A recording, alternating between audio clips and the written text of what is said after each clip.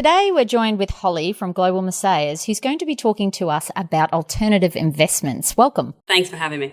So a quick definition, what is an alternative investment? Sure. Well, alternative investments are what defined as opposite to traditional investments. So perhaps it's easier to define what those are first and then explain alternatives. So traditional investments are the ones that most investors would be familiar with. Might be the stock market where you buy shares, or property, whether it's direct or through a property fund of sorts, and cash and term deposits. These are the three sort of trinity of traditional products that most portfolios are made up of.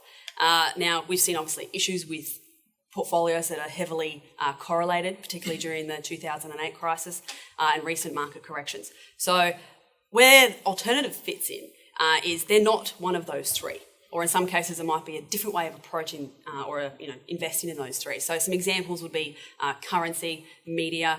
You've got derivatives or another type of alternative. And they're the more sort of mainstream ones that you could consider. The ones that are certainly further down the field that some people might have heard of is things where you invest in wine or a distillery of sorts, and fine art, things like that typically would take up a very small portion of your portfolio. So you said an interesting word there, which was speculative. Are alternatives still seen as speculative investments? Yeah, it's quite interesting. I actually think we're in a transition period at the moment where people are looking at what was once considered, perhaps fringe or speculative, as you say, and going, actually, is that where it fits? They're looking at their portfolio and going, I've lost a decade of returns, big thanks to sticking with traditional.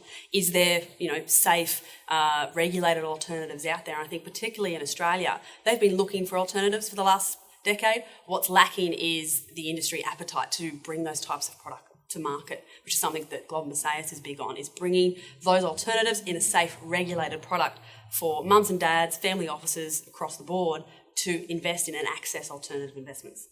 So if I'm to diversify my portfolio and add in some modern alternatives, what is your tip? What are you looking at and what do you find interesting from an investor's point of view? Well, personally, I'm a big fan of currency as a standalone market source of alpha, or is what the industry calls it. Basically, it's a source of growth as a standalone next to the stock market. I think currency market, it's the world's largest and very much untapped. So I'm a huge fan and advocate of that as an investment.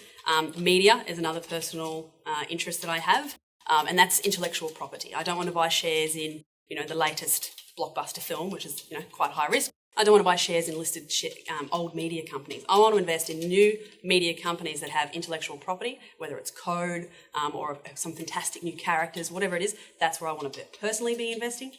In the world of alternative, my only advice to people would be is make sure it's regulated. Australia has one of the highest regulatory regimes in the world. We're very well respected. We also bring to market some of the most sophisticated products that are available globally. So I'd strongly recommend, particularly international family offices, to have a look into Australia and see what alternative products we're putting out. Wonderful. Thanks for your time. No worries.